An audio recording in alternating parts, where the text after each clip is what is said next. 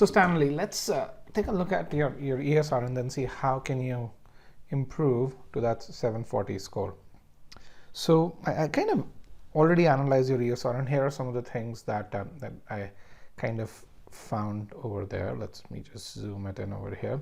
Now you did have simple observation. You did have timing issues in both quant and verbal, so timing definitely was a concern.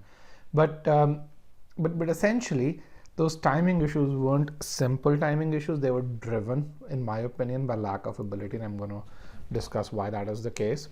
And specifically in quant, you definitely had what I call as a warm-up effect. Let me actually just change the color here a bit, so that we can really remove this annotation. So in quant, you definitely had this warm-up effect. Now, subsection specific, I think the biggest area for you for improvement is sentence correction. So I think that's one area we should definitely invest time in, and you should get to what I call as the 80th or the 90th percentile ability. And minor area for improvement, critical reasoning. Again, you should get there. You should get to that 90th percentile ability over here. And if you do that, I think on the verbal side, you can get to a V42. And then on the quant side, 3 areas: geometry, number properties, and permutation and combination and probability. These two more specific than the others. But let's kind of look at your ESR. And I have your ESR over here. Starting with quant and verbal, you already know the quant and verbal scores, so I'm not going to go over here. Let's analyze this verbal score. And then the first thing that you see is this opportunity to improve. Let's see if we can annotate over here. 56 percentile in SC. And when I look at this time spent, 1:44 per question. So I mean, you scored the lowest, you spent the most per question in SC. Somehow I feel because you spent this much time in SC, it did impact to a certain degree how you performed in CR. Now, your performance in SC is also what caused your timing issues in block 4 over here, where you see you only had 53 seconds per question in block 4. And this definitely caused lowered your score over here. You're doing much higher. You can see this is your overall estimation of ability, and from B3 to B4, it definitely went down, I think, by about 3 to 4 points. But let's see what's causing that timing issue. And when you look at this over here, you're going to notice that communication and sentence correction is where you made the most mistakes, and then grammar. So it truly is lack of ability. Why? Because in sentence correction, you spent a lot of time and you scored the least. And so what it tells me is you didn't have ability, and despite spending time, you could not do as well. And this is something that I see as a very common occurrence with students. I'm going to take a case of one other student who just posted his success story over here. Let's just go on and let's look at this guy. This guy improved from a verbal score of 34 to a verbal score of 42. And the interesting thing is, very similar guy is a Chinese Canadian, and for him, in his first attempt when he had a verbal score of 34, his critical reasoning score ability was 39 percentile, and in his second attempt he improved that to 94. And similarly on the sentence correction side, you can see the improvement as well. But when you look at the timing piece, in his first attempt, when he had that 39 percentile ability, his time to answer per question was 2 minutes 3 seconds. So he was answering easier questions, he was taking longer. Over here, as he improved on the process, as he started pre-thinking, his time to answer questions actually reduced. On the sentence correction side, he was again taking 1:48, while getting a lot of the questions that he got were medium or medium hard. Here, as he improved to 94th, which is I think the highest ability that you can get, or probably one lower than the highest ability in sentence correction. As he improved the process, as he started focusing on the meaning, his time to answer questions did not go up. So again, focus on building that ability, and you're going to see the scores go up. You're going to see the time to answer questions go down, and that's my piece over here. Now, in critical reasoning, the construction plan piece over here, which is what we're talking about, is is an argument which says, which is what we call as a predictive argument, where the conclusion is in the future. So it's like saying, hey, if you do X, Y will happen. If you build this bridge, or if you build this barrier, then you're going to prevent the water from a storm to come in. So it's talking about what's going to happen in the future. And in those kinds of arguments, that's where you're facing issues in strengthen, weaken, assumption, evaluate, question. So focus on those kinds of arguments. Causal arguments where you're critiquing a plan. I think that's where you're doing relatively well. There's no mistake over here, so that's really good. So again, those are my focus areas on verbal. On the quant side of things, let's go here. So the first thing to notice in the quant side of things is what I call as a warm-up effect. And let me just explain this.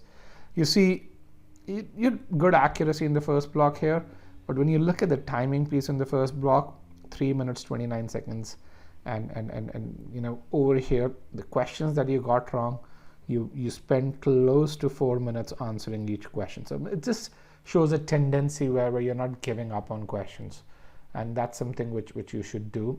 Now, the difficulty level of questions over here wasn't terribly high, so it's not that you got a lot of difficult questions here. So I definitely call it a warm-up effect, and you need to overcome that. Other than that, I mean, I see ability issues all along, and with two areas where I see them as, and let's go to your ability pieces over here. Arithmetic, algebra, geometry, you're doing better in algebra, geometry than in arithmetic. But if you focus on algebra, geometry here, and if you look at geometry piece in this, what you're going to find is that your geometry is the worst, your algebra is pretty good. So clearly, in algebra, geometry, you have scope to improve in geometry. I definitely recommend spending 4 to 5 days over here. Okay. Now, the second piece, value order factors, this is number properties. Again, that's the next biggest area where I would focus on, even though counting sets and series is 37%, but there aren't as many questions from this as there are from number properties. So I would recommend that you spend another 5 to 7 days or overall in about 20 hours, 20 to 25 hours in this to improve. That's kind of at a very high level where if you improve this ability, you're going to find those timing issues go away. I wouldn't, at this point, I would not really say, hey, I'm going to figure out a way to solve questions quickly. No, that's not what's limiting you. It's your ability that is that's limiting you over there. So that's what my focus would be. Now let's put all of these numbers in our planning tool to create a plan for you. Let's erase. So this is a GMAT Planner. It's an AI-driven tool that we use. So let's say your target score is 740. Your current score is 660. And let's add in your verbal score. It'll take your quant score. So 42, 43. Let's kind of go over there. Let's say it's the actual GMAT, the GMAT around the 19th. So if you want to get to that 740, this is a combination that you're looking at. Let's kind of change this a bit. Let's make it V42. I think you can definitely do that. Again, it reduces the burden on quant. I think you can hit V42 fairly easily. Let's look at this. This is a tentative test date. It assumes that you're going to study 20 hours per week. But again, this is a tentative test date. We're going to get a more refined test date later on.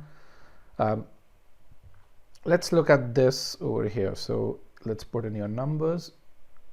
So in RC, you are at 95th percentile. Let's get in your abilities in SC and CR. And again,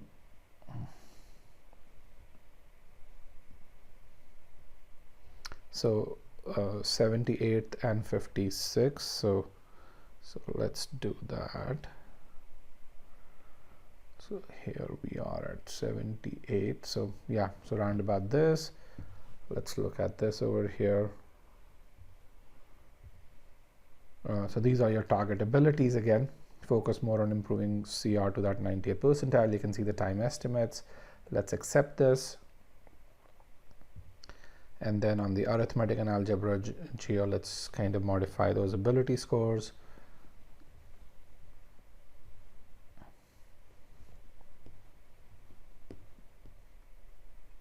'59th and 33rd.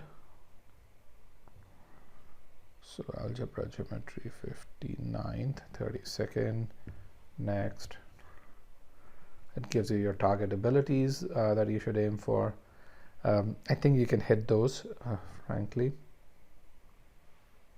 Set target, next.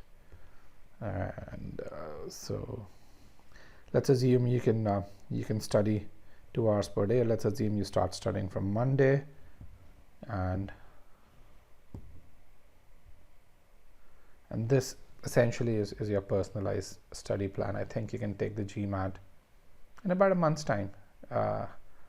And let me just snip this, and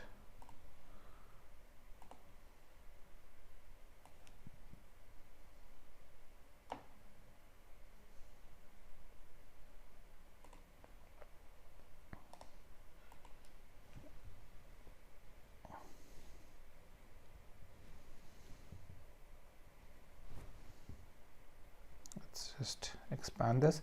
So that's kind of where you need to spend time overall.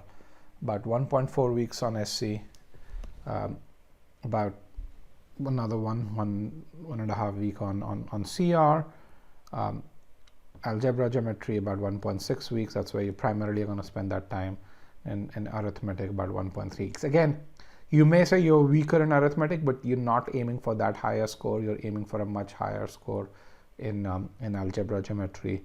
So that's where the time spent over here is longer.